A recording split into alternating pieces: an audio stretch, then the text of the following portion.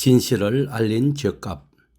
2020년 2월 19일 현재 전 세계적으로 이미 2,000명을 훌쩍 넘는 인명이 희생된 신종 코로나 바이러스의 최초 발원지가 중국 당국의 발표처럼 화난 수산시장이 아닌 중국 우한시에 위치한 두 곳의 연구소에서 유출되었을 수 있다고 중국 광저우의 화난이공대학 샤오보타오 교수가 글로벌 학술 사이트인 리서치게이트에 게재한 논문에서 밝힘으로써 판문이 일고 있습니다.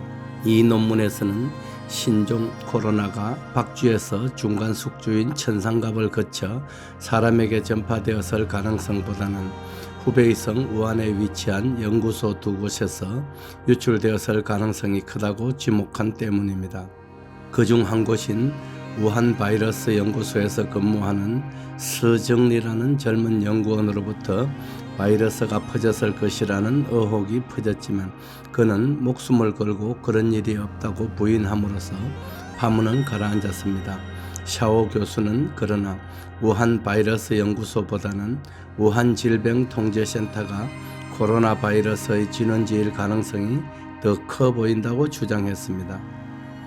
우한 바이러스 연구소는 화난수산시장에서 12km 떨어져 있는 반면 우한 질병예방통제센터는 불과 280m 거리에 있다는 점도 근거로 작용합니다. 샤오 교수는 실험실 유출로 보는 근거와 관련 이번 코로나 바이러스의 천연 숙주인 지토우 박쥐는 우한에서 900km 이상 떨어진 윈난성이나 저장성 등에 서식하며 화난수산시장 등에서 식용으로 판매되지 않았다는 점도 근거로 제시했습니다. 이런 와중에 우한질병예방통제센터가 2017년과 2019년 두 차례에 걸쳐 실험용으로 쓰기 위해 박쥐를 대량으로 포획했다고 밝힌 사실이 드러났습니다. 이번 신종 코로나 바이러스가 창궐할 초기에 환자들이 찾았던 셰허 의원과 중난 의원이 우한질병예방통제센터와 도로 하나를 사이에 두고 마주보고 있다는 점도 중요한 근거로 제시되었습니다.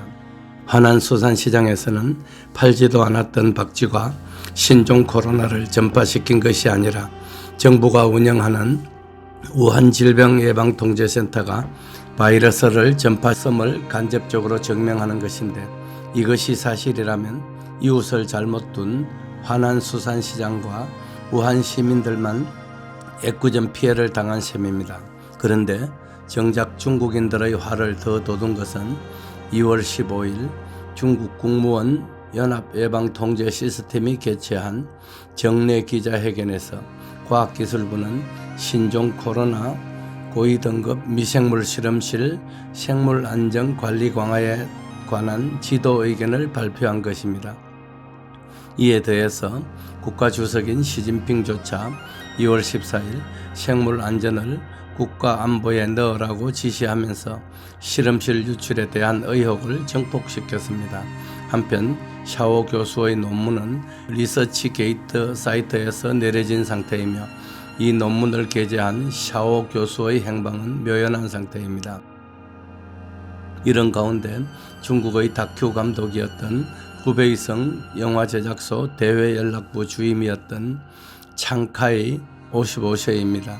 창카이가 2월 14일 죽음을 앞두고 남긴 유언이 중국인은 물론 전 세계인의 심금을 울리고 있습니다. 아버지가 심한 호흡곤란으로 병원을 찾았지만 병실을 구하지 못해 1월 29일 돌아가시고 사흘 후에는 어머님도 저 세상으로 가셨는데 나와 누님 그리고 사랑하는 아내도 세상과 이별을 앞두고 있다. 무정한 코로나 바이러스는 사랑하는 사람들을 집어삼켰다. 나는 일생을 아들로서 효도를 다했고 아버지로서 책임을 다했으며 남편으로서 아내를 사랑했고 사람으로서 진실했다. 이제 내가 사랑한 사람들, 나를 사랑해준 사람들과 영원히 이별한다. 중국 매체인 차이신이 보도한 상카이가 남긴 유언의 마지막 부분입니다. 이요원을 남기고 창카이와 그의 누님은 2월 14일 목숨을 잃었고 그의 사랑하던 아내도 중환자실에서 사투를 벌이고 있다는 소식을 마지막으로 그 후의 내용은 바깥 세상에 알려지지 않고 있습니다. 한 집에서 살던 6가족 중 4명이 숨지고 1명은 중태인 상태에서 중환자실에서 사투를 벌인다는 소식을 마지막으로 연락이 끊겼는데 영국에 유학 중인 창카이의 아들만 생존해 있지만 고향 땅으로 돌아가지 못한 채 발만 동동 구르고 있을 것으로 짐작합니다. 이런 난리 중에서도 보도를 통제하고 진실을 숨기는 중국 정부를 비난한 중국 칭화대학 법학부 교수였던 쉬장룬을 비롯 북경에서 변호사 업무를 하던 천추수도 우한으로 잠입하여 당국이 사망자 숫자를 의도적으로 줄이고 있다는 보도를 마지막으로 우한 시민인 의류 판매업자 팡빈도 국민을 속이는 정부에 모든 시민이 저항하자는 내용을 트위터에 올린 날부터 지금까지 연락두절 상태에 있다는 걱정스러운 소식입니다. 그들의 행방불명은 진실을 세상에 알린 죗값으로 보입니다. 이런 상식 이하의 무도한 공산당이 통제하는 중국에 아부하고 잘 보이려고 아양을 떨어대는 이 나라의 구닥다리 중세형 사대주의자들은 과연 제정신인지 묻고 싶습니다. 신종 코로나 바이러스가 하루속히 진정되고 지구상의 평화가 깃들 날을 기다립니다. 황금소는 인구 절벽으로 위기에 처한 대한민국을 출산 강국으로 우뚝 솟게 하는 일에 매진토록 하겠습니다. 2020년 2월 21일 금요일 새벽도 황금손이 먼저 깨웁니다. 감사합니다. 유튜브에서 배대열의 세상만사를 검색하신 후 구독을 누르시면 더 많은 동영상을 감상하실 수 있습니다.